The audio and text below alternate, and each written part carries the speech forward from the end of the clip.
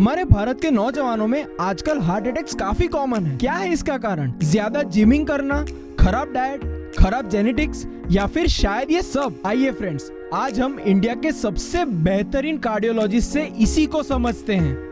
जो इंडियंस है उनमें जेनेटिक रिस्क फैक्टर बहुत ज़्यादा है, ऐसे स्पेशली अगर हम लोग अमेरिकन्स या जो अफ्रीकन्स हैं उनके हिसाब से। तो सर इसका मतलब ये है कि जो उनमें 30s या 40s में होता है वो हमें 20s में हो सकता है। मतलब ऐसा कह सकते हैं ना कि हम लोग प्री मैच्योरली हार्ट अटैक से या हार्ट प्रॉब्लम से जूझ रहे हैं। तो सर इसका थोड़ा पैथोफिजियोलॉजी एकदम आसान भाषा में हमें समझा दीजिए। जो हमने अपनी स्टडीज में देखा है, and I have been a part of many of the studies, वो ये देखा है कि जो एज पे हार्ट डिजीज बाहर होती है, ऑन एन एवरेज इंडियंस में 10 to 15 ईयर्स पहले ही हो जाती है। तो अगर मान के चलिए कि हार्ट अटैक अगर 55 या 60 की उम्र में अगर अमेरिका में होता है, तो इंडिया में वो 40 की उम्र में हो जा रहा है। अगर ब्लड प्रेशर और शुगर डायबिटीज जो है अगर अमेरिका में 40-45 की एज पे हो रही है, तो इंडियंस में 30 की एज पे हो रही है।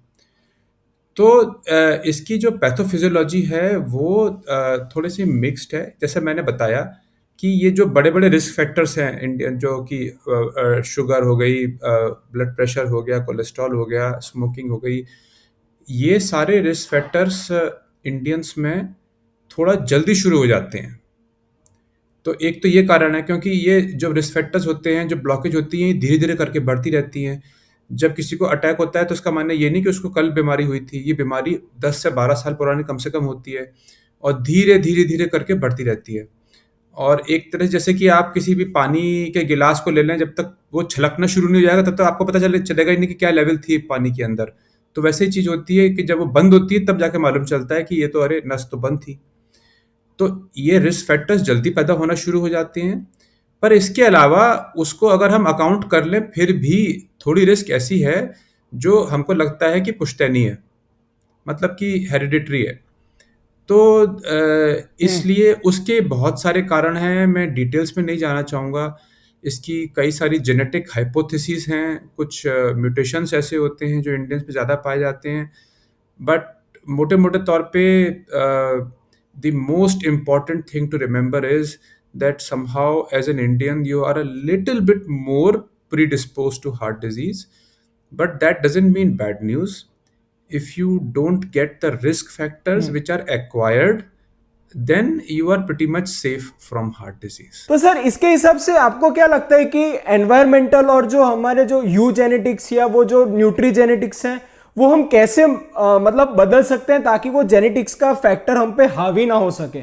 अगर मैं आसान भाषा में पूछूं तो हम लोग अपने डाइटरी चेंजेस हमारे इंडिया में क्या कर सकते हैं, क्योंकि हमारा जो नेटिव डाइट है वो हाई कार्ब और लो प्रोटीन है, जो डायरेक्ट कार्डियो मेटाबॉलिक जैसे इंसुलिन रेजिस्टेंस, डायबिटीज और जो आपने रिस्क फैक्टर कहे कि शुगर हो गया या फिर कोलेस्ट्रॉल हो गया, ब्लड प्रेशर हो गया जो सॉल्ट में से आता है, तो इस सब को वो प्रमोट करता है। तो हमें क्या क्या चेंजेस करने चाहिए और क्या क्या हमें मतलब अवॉइड करना चाहिए? तो this is very important as you have mentioned कि इंडियंस की जो डाइट है ये एक तरह से high carbohydrate low protein diet है।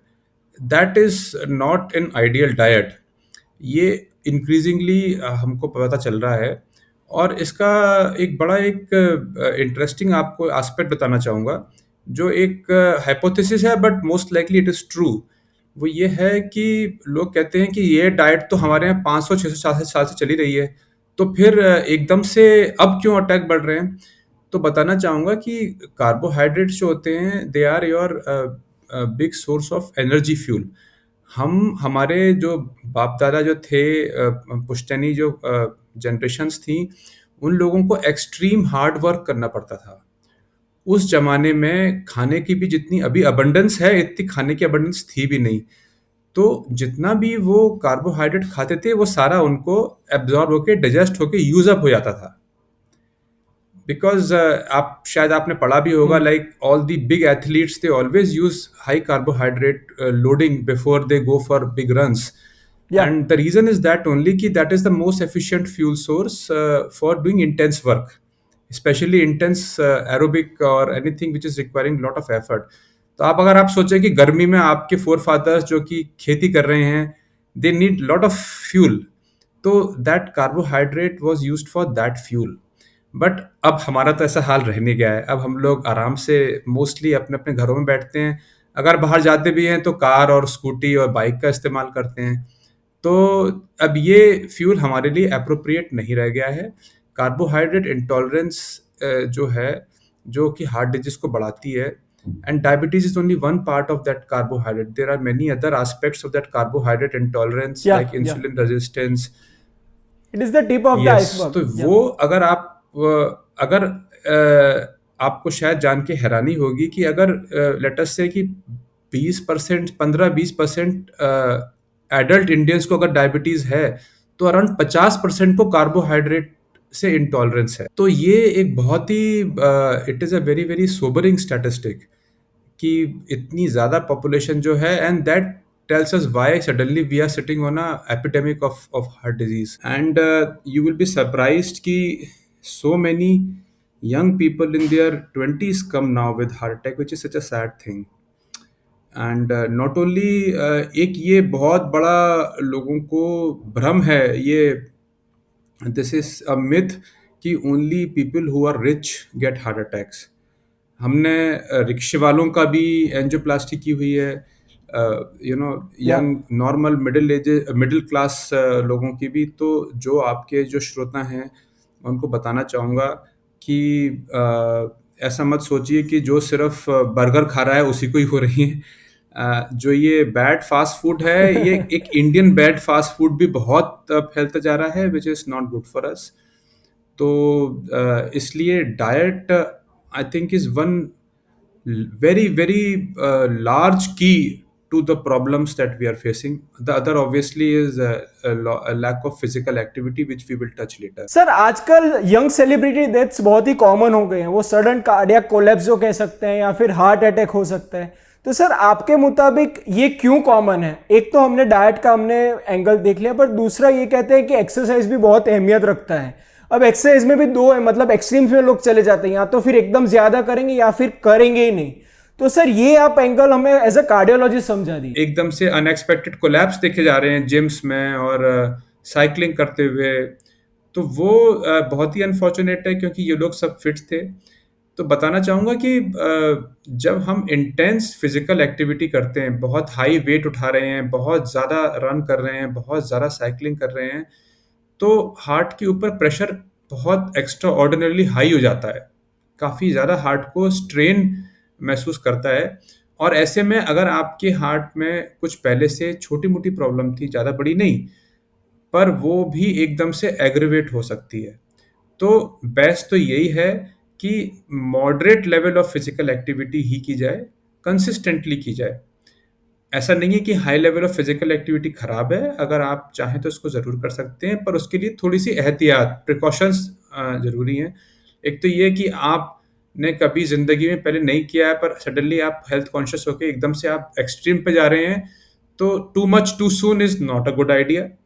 बिकॉज़ आपकी बॉडी यूज़्ड टू नहीं है, आपका हार्ट यूज़्ड टू नहीं है, और आप एकदम से you are pumping 100 kilos of weight, और आप कह रहे हैं कि नहीं, मैं तो आज तक तो 1-1 किलोमीटर दौड़ा था, मैं मैराथन दौड़ूँगा। तो आपके अंदर आपका ब्लड प्रेशर इतना बढ़ जाता है उस टाइम पर कि हार्ट पे बहुत ज़्यादा स्ट्रेन पड़ता है। दूसरी चीज़ ये कि आप इंटेंस फिजिकल एक्टिविटी कर रहे हैं, तो बेटर है कि अ, देखिए, ये जितने भी रिस्क फैक्टर्स आपको मैंने बताए, ब्लड प्रेशर, शुगर, कोलेस्ट्रॉल, ये सारे साइलेंट रिस्क फैक्टर्स होते हैं। इनकी अपने आप में कोई ऐसा सिम्पटम साइन नहीं होता है। जब ये किसी ऑर्गन को खराब करते हैं, तभी उनके सिम्पटम साइंस आते हैं।